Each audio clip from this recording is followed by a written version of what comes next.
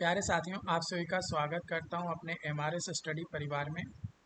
तो डियर, आज की इस वीडियो में मैं यहाँ पे बात करने वाला हूँ।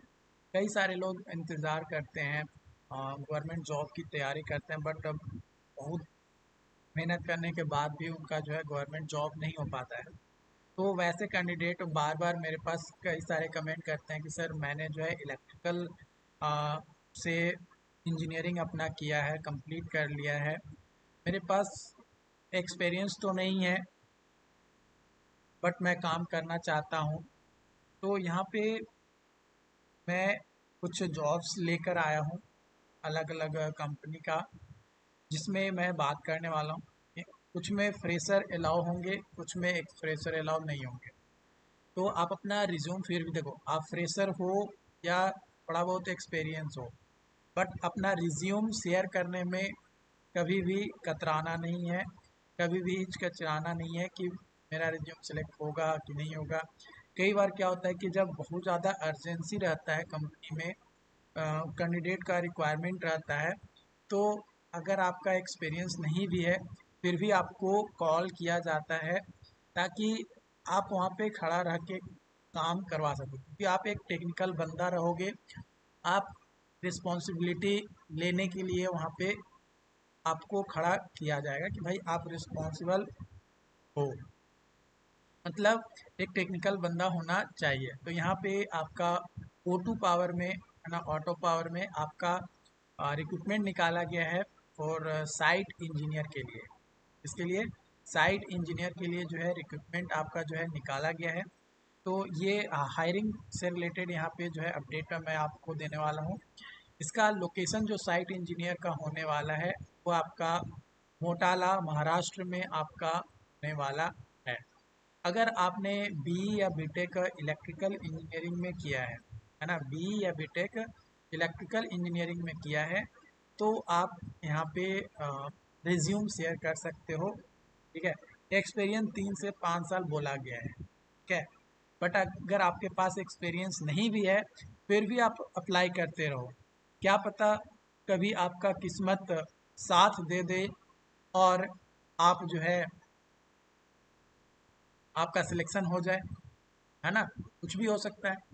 तो यहाँ पे आपको जो है बुलाया गया है। नॉलेज क्या होना चाहिए, तो advance knowledge of reading and interpreting electrical, civil and mechanical drawing, fault troubleshooting in electrical installations, ability to interpret contract document and take action as required, ability to identify, extract and analyze information in order to solve problem effectively, and experience of testing and commissioning of electrical and instrumentation installation shall बी added advance. तो ये आपका जो है यहाँ पे knowledge, आपको मतलब ये नॉलेज या स्किल्स आपके पास होना चाहिए। लेकिन एक चीज़ और मैं आपको बता दूं कि जब आप एज ए फ्रेशर रहोगे तो आपको काम जो है किसी वेंडर के अंदर रहकर ही करना होगा। सैलरी भी कम मिलेगी, काम आपको ज़्यादा से ज़्यादा सीखने को मिलेगा।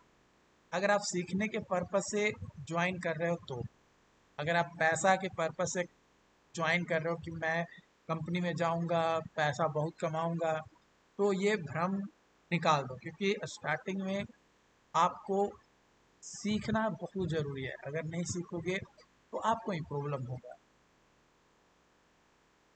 ठीक है, यहाँ पे आपका रोल रिक्वायरमेंट्स क्या होंगे, तो execution of preventive and breakdown maintenance, planning of PM BM and PDM, manage store inventory and assist plant manager for reporting, generate performance, safety, store inventory, and any other report as assigned by plant managers, carry out RCA of critical defects, optimize MTTR and MTBF, timely preparations and submission of MIS and technical reports as requested by plant manager।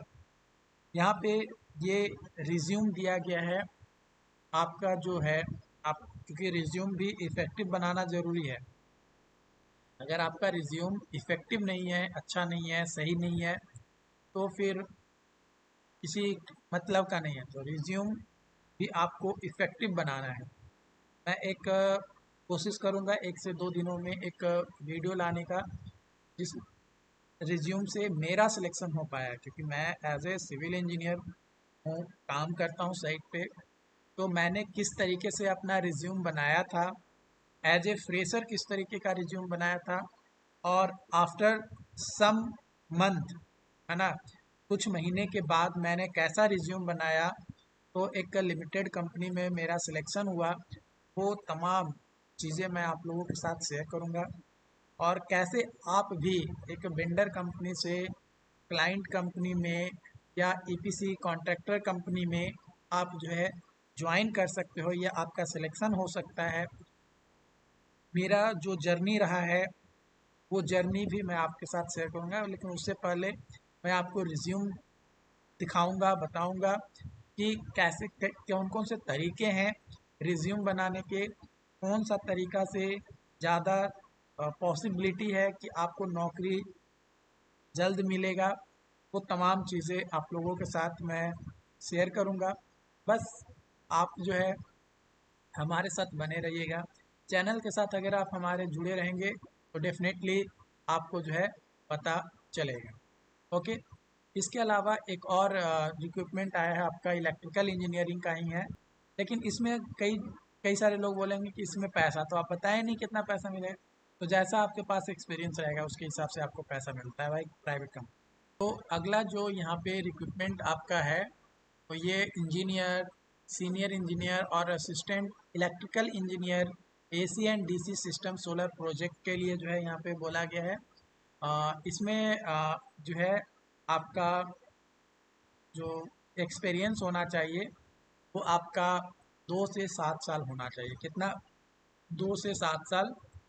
10 vacancy है, 3 से 5 lakh per annum जो है आपको दिया जाएगा। Job location अगर बात किया जाए तो सोलापुर, जैसलमेर, अ, बीकानेर, ये आपका जॉब लोकेशन आपका होने वाला है। जितना जल्दी आप अप्लाई करेंगे और आपका location, work place, work experience, skills, ये सारे अगर मैच करते हैं तो आपको जो है यहाँ पे कॉल किया जाएगा। और आप देखो, अलग अलग कंपनी में रिज्यूम भेजते रहो। और अभी प्रेजेंट टाइम में जो सोलर का स्कोप है ना, बहुत ज़्यादा होने वाला है, बहुत ज़्यादा अभी बूम करने वाला है, क्योंकि ये रैपिडली ग्रोइंग इंडस्ट्री है आपका सोलर का। तो इसमें आपको अभी जल्दी जॉब मिलेगा, और इससे आप ज़्यादा सीखने की कोशिश करो, है ना। जितना ज़्यादा आप सीखने की कोशिश करोगे उतना बेटर आपके लिए होने वाला है। ओके। बाकी जो भी अपडेट्स होंगे आप लोगों के साथ शेयर किया जाएगा। Thank you.